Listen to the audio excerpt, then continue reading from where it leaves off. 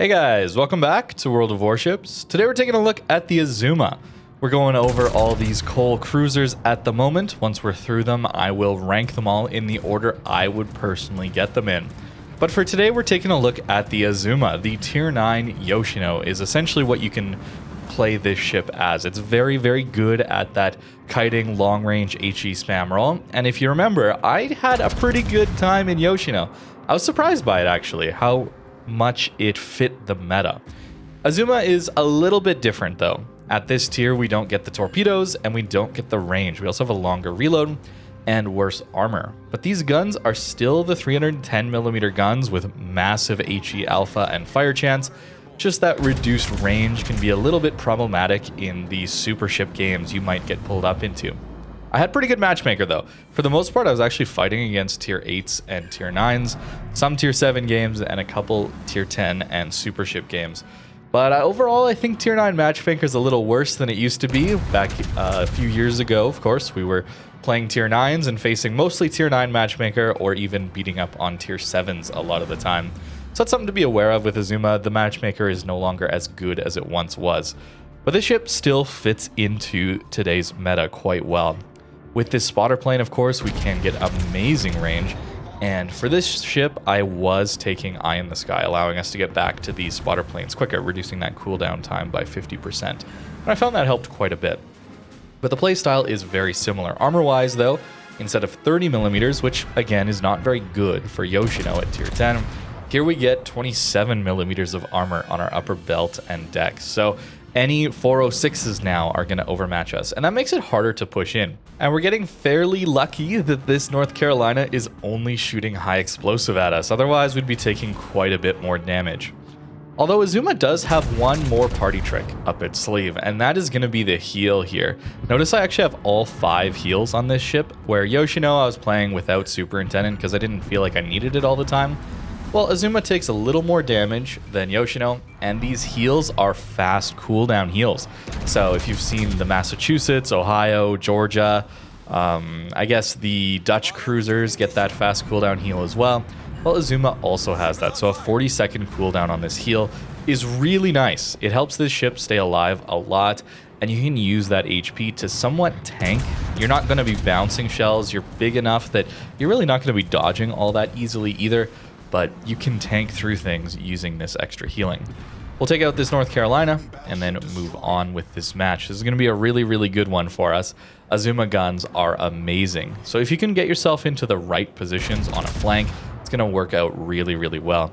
Much like Yoshino though, it is mostly going to be an HE spamming boat. The AP can work, certainly. I would use it mostly against cruiser broadsides. That's what I'd be looking for. Because the HE does similar damage to the armor piercing, and of course we have that opportunity for fires. And we don't have to worry about overpens or anything like that, bounces. We just are going to get those nice, juicy full pens. This ship does pen over 50mm of armor with that high explosive as well. So anytime we're fighting against mainly those Russian heavy cruisers, even some battleships, German battleships, of course, have a lot of 50mm plating. We're going to full pen right through that, and it's going to do a lot of damage. Notice how much we're getting on this Borodino here. I mean, Borodino's not the best armored ship in the world, but it does have sections that are a little tankier. 406s, though, are going to do some good damage to us. We're getting very lucky to not take too much to him, actually. We're going to time our turn away here. We're just maneuverable enough to get this turn done between his reloads on his main guns. And I'm just a little worried here about, say, the Cleveland poking out and farming us as we're trying to push in. If it was just us against this Borodino, I wouldn't be as concerned. But we're clearing a flank here with an Azuma. You don't just have to play this thing all the way at the back, even though we are pretty far away. There are opportunities to flank with this ship, and thanks to its decent speed, we should be getting some decent flanks with this thing. Now, comparing this to the A gear, I'll do that more again in the final ranking of these coal ships, but I was pretty hard on A gear, and Azuma is a worse armored A gear, essentially. But the thing is, the consistency of this high explosive allows me to make plays where A gear HE is just so anemic that our damage output is so low with it. And even though the fire chances are similar, most of my games, sure, we're going to get lots of fires, but the fires didn't tick for as much because people are often damage controlling them, or we're just killing them outright with the high explosive alpha damage. That's the key here, is that fires are good to have. They're a nice supplemental damage, but they're no exchange for good alpha, in my opinion. And that's why I think Azuma is much better than Aegir in random battles specifically. For me, I just found that it was doing much more damage to things, and it allowed me to impact games much more. Again, we don't have any sort of utility radar or anything like that. We're relying on our guns to contribute battle impact here. So we need to be getting close to caps to deal with destroyers, and we need to be playing somewhat safe, but also dealing good damage to cruisers and battleships from range. There you go, just a nice finish on the Cleveland there. That gets us our second kill, up to 96,000 damage in this one. So for me personally, I just find the consistent damage here to be so nice. And we actually get to fight an Aegir, actually. So in this case, I don't want to be charging at him, even though my guns probably kill him before he gets the YOLO torps off on me. We're going to play a little safer and kite away from him.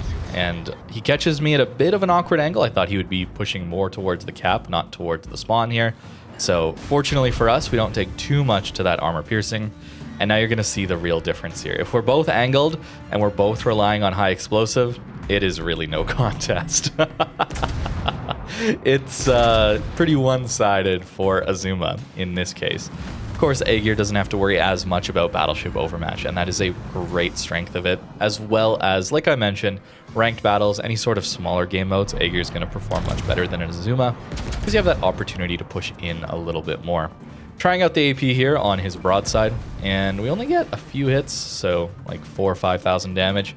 Not the best salvo from me. I certainly could have done a little better there, but just seeing how much the HE is doing, you can understand why I'm just spamming the high explosive out of this ship. It is so good.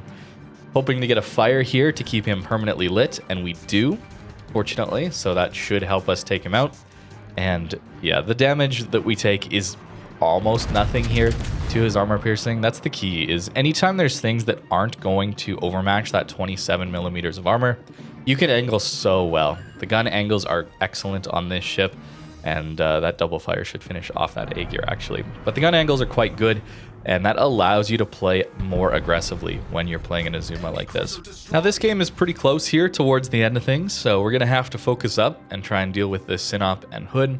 Lower tier battleships, of course, but hey, there's still some overmatch there, certainly with the Synop. So that's why I'm going to try and farm him down first, try and deal as much as we can to the Synop, because I know with the Hood having smaller guns, I can angle to that a little bit better, where the Synop AP could potentially hurt us. But just to wrap up what I was saying between Aegir and Azuma, again, if you're enjoying Aegir, I'm going to say this again and again and again, if you're enjoying any of these ships that I'm not a huge fan of, just continue to enjoy them. Don't worry about what I have to say. That's the key here. But just to give you my opinion on it, right? Aegir giving up so much to gain such inconsistent guns isn't as fun for me, and that's not what I want to have. Where Azuma has given up a lot of cruiser consistency in battle impact and size and maneuverability, but it retains some of that consistency in the guns, much more so than an Aegir does. So that's kind of the difference in my mind between these two ships. Even though Azuma is harder to play from an armor standpoint, I think the guns allowing you to be much more consistent can have a higher skill ceiling, I guess. The potential of this ship is higher, I suppose, just because it rewards good play much more. Notice here on the broadside of this Synop, not exactly getting the Citadel salvos we want. Not even sure if we can at this range, given the spaced armor there, but the AP full pen's doing some very nice consistent damage, and I can rely on that, as well as the high explosive. It's just, I need a ship I can rely on damage output wise if my ship is only going to be good at outputting damage, right? This ship doesn't have utility for radar, it doesn't have utility for armor, it doesn't have amazing concealment, and it's just needing those guns to do really high consistent damage, and that's what you're getting out of an Azuma. But you're also getting that out of Yoshino. The price difference isn't all that much. The tier difference is certainly there, but the price difference isn't too much, and they play very similarly. So you might be thinking, should I get Yoshino, should I get Azuma? The best way you can think about it is, do you want the better ship? Then get Yoshino. And the matchmaker can be somewhat similar at higher tier like this. There's days where you just get pulled up into tier 10s and super ships as a tier 9 only. So then the matchmaker really isn't much different. And you're just getting a much better, more comfortable ship to play. Azuma still has that issue of the range. In those high tier games, 19 isn't quite as good as 21. It's a pretty big difference, I would say. And the reason to get Azuma over Yoshino is the credit multiplier. If you're looking for a credit ship, then you want a tier 9. You're not looking at tier 10. These tier 9 ships do have extra credit boosts in them because they're full premium ships, where the tier 10s are often just special ships. They give you most of the benefits, moving commanders over for free, giving you reduced repair costs, things like that. Very, very nice. But they don't give you the credit multiplier on your earned credits. So that's where the tier 9s are so nice. Burning down this hood here right at the end, up to 200,000 damage in this one, and hoping for a Kraken with Yamamoto of all things. Of course, Yamamoto, very difficult commander to activate, and oftentimes, like in this game, we activate him and the game is over. But a pretty good match in the Azuma. I had some much more impactful games with this ship, but this was certainly my best one. But I showed you how this ship can farm, of course. This is very similar to Yoshino if you've watched that video, where you're able to play at fairly long ranges with your battleships, at least at these tiers. Not as much with tier 10 and super ships. Those tend to play a little further back than you can play as an Azuma. But what if you need to push in? That's the other question. It's hard, of course, but there are opportunities to push and try and have some battle impact. So dealing with a Stalingrad, for example, 50 mil armor plating there, and we have 52 millimeters of pen. So our front guns only are actually going to do 8,500 damage. Close enough, right? 8,500 damage from front guns only. That's HE, man. It hits so hard. And that's really, really nice. We're pushed rather far back in this one. That's because there was a battleship charging at us. A Montana, which a Yoshino could angle to, but an Azuma could not. Although we're still up to 1.5 million potential damage in this game. Still have half our HP and 2 heals. So it's not like this ship can't tank. It just has to be at longer ranges or against ships that aren't going to have that overmatch gimmick against us. And a Stalingrad certainly does not have that. So hopefully we can take out this Stalingrad and maybe push back into this A cap. Since our team seems to be not doing so well on the C cap, I'm not sure. A little worried about this game slipping out of our control since we have so many people here in our spawn, myself included. I'm back here as well, so it's time to get back into this match. You're going to find yourself oftentimes in situations like this with an Azuma where you're just forced to play further back if the battleships keep shooting at you, and they oftentimes will, just to be totally honest. It's just that this ship does not have any armor. People shoot at Yoshino's because it doesn't have much armor, and they tend to go broadside. Well, Azuma is even worse for that. You're going to get overmatched by almost every battleship. So if they don't have much to shoot at, they're just going to decide to shoot at you because you're such a big target that can easily be overmatched. Stalingrad on low health and just angling to him, not getting greedy for our rear guns. That's a key here as well. And then looking for cross shots because they do have a Slava, which does overmatch us and is very, very accurate and deadly. Pushing in though, trying to deal with some destroyers. Again, we don't have the radar, but if we can catch some DDs at close range, and maybe this is extreme close range, we're hoping to get some nice full pens in with this HE, and we do. 4 hits there out of 6, and we get the kill on the Dalarna. So finishing off some DDs, we're forced a little broadside now. A little awkward here to get around that Dalarna that we just finished off, but pushing a Puerto Rico, pushing a Yoshino in spawn. This is typically where Azuma might not do as well, and yet we're gonna be reasonably okay as long as our teammates back us up. We should get this A cap here. Notice that our team did end up losing the C cap there, so it's very good that we're pushing back in here, trying to gain at least some map control back, because they're gonna get B very, very quickly here as the Slava is approaching it. So very easy to lose this game on caps, and at this point, we do want to be doing something. Trying to finish off this Puerto Rico especially would be really good. We're providing some spotting here, very nice for our team. And this HE, man, it just continues to hit very hard, landing a lot of fires. In this one, we actually get a Witherer. I wasn't getting that all the time, but Certainly nice to finally get a Witherer in this ship, even though a lot of the time I was getting plenty of fires, but they weren't ticking for very much. I had one where I think I had 11 or 12 fires, and I only got 22 or 25,000 damage from those fires. So they ticked for an average of 2,000, 2,500 damage each. That's a little disappointing, but it can happen. Finishing off the Puerto Rico there, very nice. I'm going to try and go dark here, trying to go undetected. But in this match, I think I was actually using heavy HE, and I decided against it mainly because of this right here, where we don't go dark. I really wanted to get away at this point. Didn't really want to fight this Yoshino, as that HE is certainly going to hurt, and we're caught in a bit of a crossfire if the Slava decides to keep pushing. But we'll do some decent damage back to him. It's a very awkward ship to play when you're trying to go dark, but you can't. And that's where I think sticking with a more full conceal build can work out really well for this ship. Much better, in fact, than a lighthouse build. Yoshino can kind of do a lighthouse build a little easier. Again, that range is just so much nicer there. And even though we do have the spotter planes, it's not up all the time. And I'm going to let this fire burn, actually, just for a little bit. Notice the fires do last a little bit longer, these battle cruisers. Nearly finish him off. 900 HP left on the Yoshino. And now we're going to whiff a few shots, actually, unfortunately. So I'm going to have a tough time finishing this guy off. So a little better shooting for me. Maybe I do end up killing him here, but he's actually going to get away, unfortunately. And we're going to rep this fire so that this salvo isn't able to get a fire on me. That was the key there. And he leaves us on 1,000. So very, very close game here at the end. The Slava's shooting at us. Again, would be nice to go dark here, but not quite going to happen. But 200,000 damage. Feels pretty good. It's a good damage farmer. 37 HP, actually. Kind of insane that we're still alive here. And we're out of heals. So in this one, I also didn't have Superintendent. So this kind of shaped some of my build in the later games that I played. That heavy HE, maybe not necessary, because I still got some insane damage games. And Superintendent, because those heals come back so quick, you can use them. And in this game, that would have helped me live, I think.